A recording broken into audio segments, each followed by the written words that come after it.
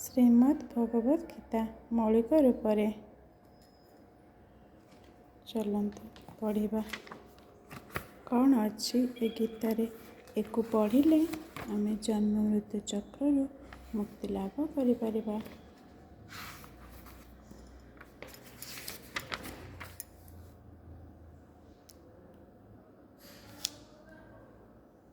ଏ ହେଉଛନ୍ତି ଆମର ପରମ ପୁରୁଷ ଶ୍ରୀଲ ପ୍ରଭୁପାଦ କି ଜୟ। ଏ ହେଉଛନ୍ତି ଆମର ଗୋସ୍ୱାମୀ ମାନେ। ଏ ହେଉଛନ୍ତି ଆମର ପଞ୍ଚଦତ୍ତ।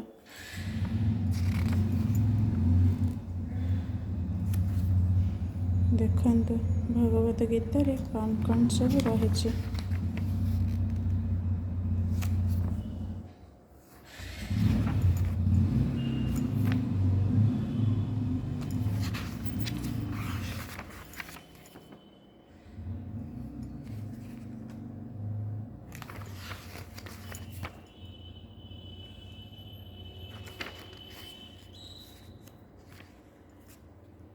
कृष्ण कन्हैया लाल की जय। चलନ୍ତୁ ଆଜି କିଛି ଜାଣିବା। ଶ୍ଲୋକ 9 କ'ଣ ଅଛି ନା ଜନ୍ମ କର୍ମ ଚ ମେ ଦିବ୍ୟମେବଂ ଜବେତି ତତ୍ତ୍ୱଦେହଂ ପୁନର୍ଜନ୍ମ ନୈତି ମାମେତି ସୋର୍ଜୁନ।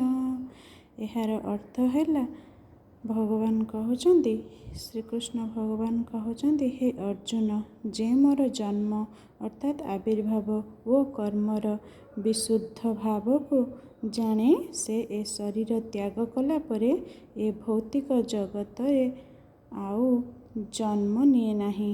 ସେ ମୋର ଦିବ୍ୟ ଶାଶ୍ୱତ ଧାମ ପ୍ରାପ୍ତ ହୁଏ।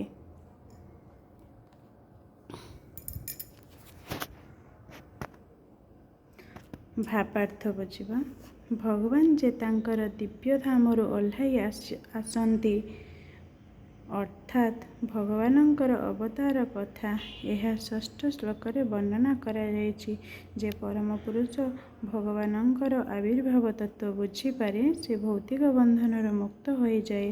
ଯେ ଏହା ବୁଝିପାରିଛି ସେ ମୁକ୍ତ ହୋଇସାରିଛି ଏବଂ ସେଥିପାଇଁ ସେ ଏହି ଜଡ଼ ଶରୀର ତ୍ୟାଗ କଲା ପରେ ସାଙ୍ଗେ ସାଙ୍ଗେ ଭଗବତ୍ ଧାମକୁ ଫେରିଯାଏ।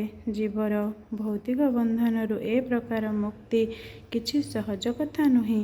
ନିରାକାରବାଦୀ ଓ ଯୋଗୀଗଣ ଅର୍ଥାତ୍ ଯେଉଁମାନେ ଅଷ୍ଟାଙ୍ଗ ଯୋଗ ସାଧନ କରି ଯୋଗସିଦ୍ଧି କାମନା ରଖିଥାନ୍ତି, ଅନେକ ଜନ୍ମ ବିତାଇ ଅନେକ